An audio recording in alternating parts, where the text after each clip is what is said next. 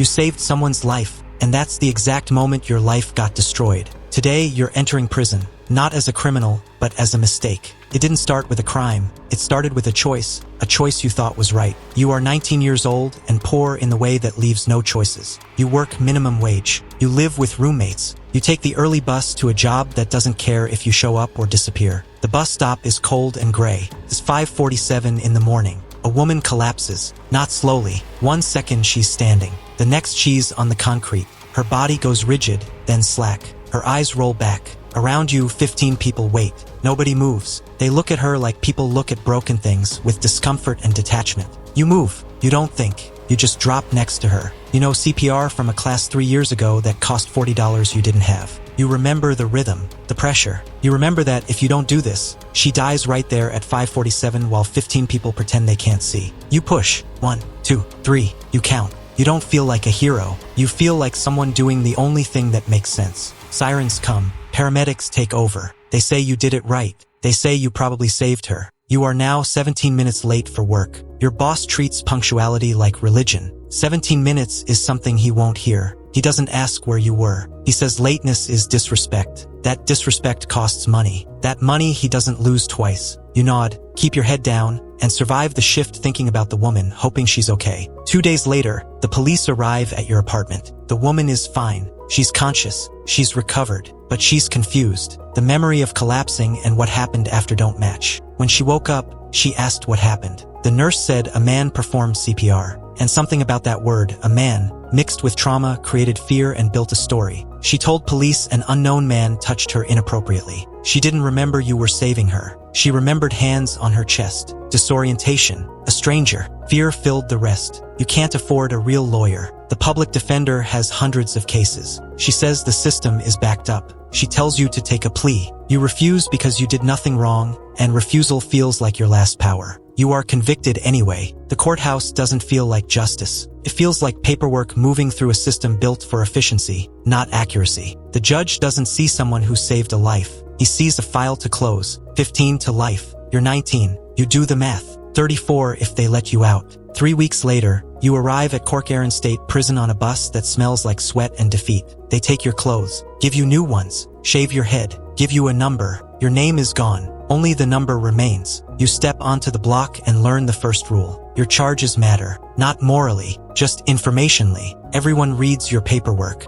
and when they see inappropriate touching, something changes. You are, in their eyes, a predator. Context doesn't matter. CPR doesn't matter. Saving her doesn't matter. The paperwork is law. It is more powerful than truth. An older inmate pulls you aside. He's been inside 12 years. He sees your transcripts. He believes you. He knows the system breaks people and doesn't care why. You gotta live with that, he says. You survive day 1 by staying quiet, by making yourself small, by knowing your innocence means nothing here. Your label is your reality. That's the paperwork test. Either way, you're marked. Prison yards look integrated from a distance. But inside, segregation is obvious. Not written on signs, but in where people stand. Geography decides everything. Whites together, blacks together, others in their own zones. You are no longer an individual. You are a demographic. Your race chooses your car, an internal structure like a gang, more organized. You are assigned. No onboarding. You just exist as part of something. 3 days in, a man approaches. He's in his 30s, still controlled. He tells you you're in his car now. He says they take care of their own.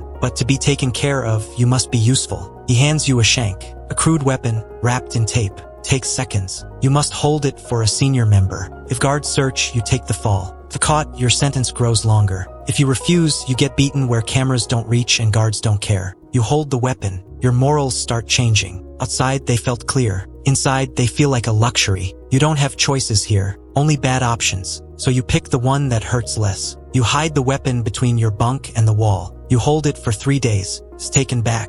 You are thanked. You are now part of something. You are now complicit.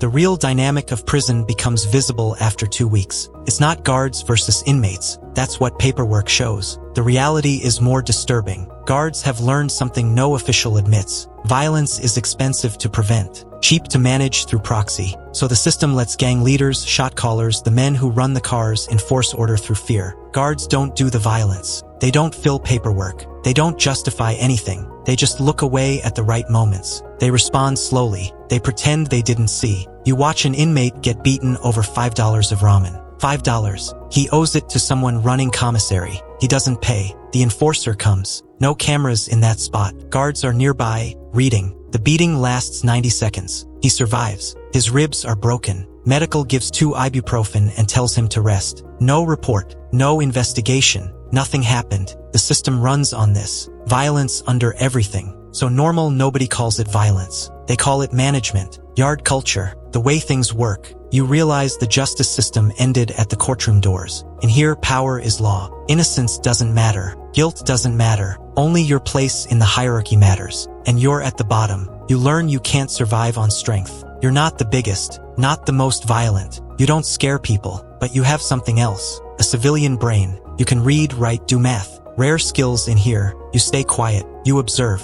You learn the economy. Stamps are currency. Phone calls are commodity. Ramen is cash. Commissary runs like a supply chain. Debt, credit, interest like Wall Street. You start doing the shot caller's accounting. Writing legal motions. Organizing books. Making numbers work. When you become useful like that, something changes. You become protected. Valuable. Violence doesn't touch you because you're too useful. You move up. Slowly. Not by fighting, but by making the system run better. You're not doing dirty work anymore. You're managing. And managing changes how you think. You think in leverage, control. You think like a criminal because that's the only language of power here. 3 years pass. You're not the same person who saved a life. That person feels distant. That person didn't understand the world. This person does. Your parole comes on a Thursday. They give you $200, a bus ticket, a list of rules, a name and number to report to every week. They warn you, violate parole and you come back. 14 years left. This is your chance. Don't waste it.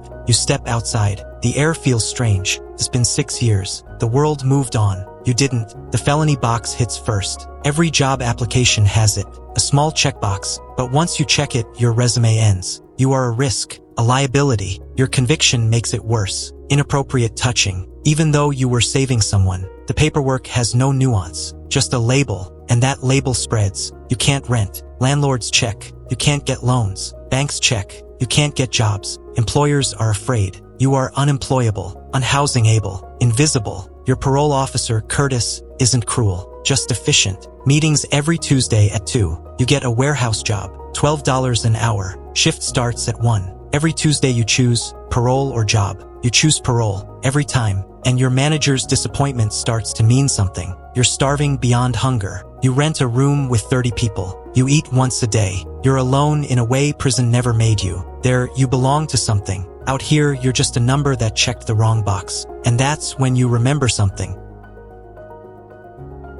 You're sitting on your bed, doing the math. $200 is gone. First paycheck covered rent. Second covered food. You're 3 weeks from eviction. 1 illness from nothing. 1 bad decision from going back inside. And the second time is always worse. The system shows no mercy the second time. Proves it was right all along. You remember something the shot caller told you. Marcus, 8 years inside, mid-40s, eyes clear from seeing the system up close. The state wants you to fail. When they lock you out, we leave the door open. You didn't believe him then. You had hope. Hope is a luxury. When you're drowning, you don't need hope. You need air, money, survival. You try for 2 months. You work, apply, report to parole, stay clean, stay straight, and the right path leads straight to homelessness. Then you get evicted. 3 weeks homeless before you pick up the burner phone. You know the number, memorized 6 years ago, passed from Garza to Marcus to you. You thought you'd never use it. You use it. A voice answers. You say the name. Pause. Be there in 2 hours. You go. The door opens. You step in. They welcome you like a veteran. 6 years inside makes you experienced. You understand systems where violence is currency. You meet Rodriguez. He runs an operation far bigger than prison. 30 people under him. Supply chains across states. Money moving where no one can track. He asks what you did inside. You tell him. Logistics, accounting, organization, systems. He hires you instantly. 6 months later, you run a division. You manage supply chains, launder money. Feels like prison, but bigger. Worse consequences. Real money. Yours. For the first time, you have security, respect. The criminal world values what the legal world rejected. Organization, control, loyalty. You rise fast because you understand power. You get an apartment, clothes, food without fear. The future stops being immediate survival and becomes something else. This world has no exit. You don't resign. You don't leave. This is a one-way street. A cage worse than the first because this time you can't see the walls. Your rise gets noticed. The FBI has watched Rodriguez for years. When you appear, they notice. Your name is flagged. Your phone tracked. Your face logged. You don't know. The raids begin. First one, 4 a.m. battering ram. Seconds later, rifles at your chest. You raise your hands. They search. No arrest. No evidence. You learned never to keep it where you sleep. They leave. Rodriguez says lay low. But you don't feel safe. You feel hunted. You feel watched. Surveillance tightens. Task forces. Federal money chasing you. 2 more raids. A high-speed chase that ends in hiding. Sirens inches away. Your heart ready to break. You have money, power, respect. But no sleep. No peace. No moment without fear. Freedom doesn't exist anymore. Only terror dressed in comfort. You're trapped again. Just a different cage. It ends on a Monday night. A routine deal. Rodriguez meets someone. The man is wired. You don't know. You show up like always. Sirens, vehicles, rifles, shouts, confusion.